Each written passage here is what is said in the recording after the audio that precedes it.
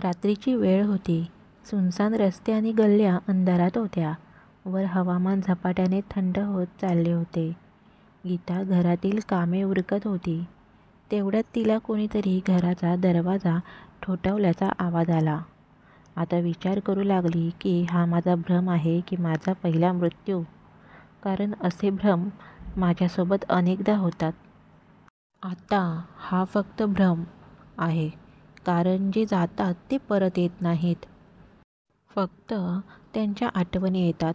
असा विचार करून ती त्या खोलीत परतली, जिथे तिचा मुलगा आणि मुलगी दोघेही झोपले होते. एक खोली आणि एक छोटा वरांडा असे घर छोटे होते. थंड वारे वाहत होते, त्यामुळे थंडी अचानक वाढली होती. मग तिला आठवलं की आजही तिने रजाई सुकवली नाही. आजची शरद ऋतूची रात्र फक्त चादरीतच घालवावी लागेल असं वाटतं. चादर असली तरी तिने अर्धी चादर आपल्या मुलामुलींच्या अंगावर फेकली आणि दुसरा अर्धा भाग स्वतःवर ठेवला होता.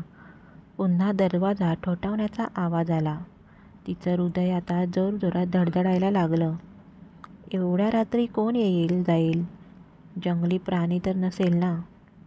तोपर्यंत पुन्हा भात झाला. यावेळी तिने उठून हाक मारली, कोण आहे तिथे? कोण आहे? मी, दरवाजाबाहेरून आवाज आला. मी कोण आहे असे म्हणत गीताने दार उघडले आणि पुन्हा संकोचून विचारले, हो, तू कोण आहेस? हो ताई, मी लक्ष्मी. समोर एक म्हातारी बाई उभी होती, घाणेरडे आणि फाटके कपडे घातलेली. तिच्या बाजूला एक पिशवी आणि हातात काठी होती. मी तुम्हाला ओळखले नाही, गीताने आश्चर्याने विचारले. हो, आजकाल मी कोणालाच ओळखू येत नाही, म्हातारी उदास चेहऱ्याने म्हणाली. गीता नम्रपणे म्हणाली, तुम्हाला काय म्हणायचे आहे ते समजले नाही. म्हातारी म्हणाली, ताई, काही बोलायचे नाही.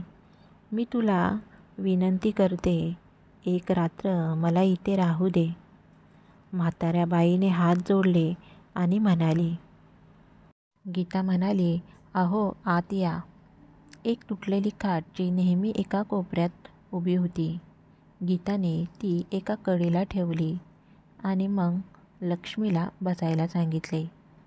गीताच्या घरात फारसे कपडे नव्हते, पण तिच्या नवऱ्याच्या काळातील एक जुना गलिचा होता. तो पसरवताना तिने विचारले, तुम्ही कुठे राहता? तुम्हाला मुले नाहीत का?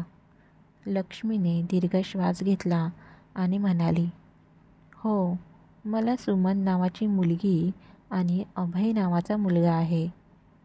तुमची मुलं काय करतात? गीताचा पुढचा प्रश्न होता. तो मुलगा समाजसेवा करतो. कसली सेवा? गीताने मोठ्या कुतूहलाने विचारले.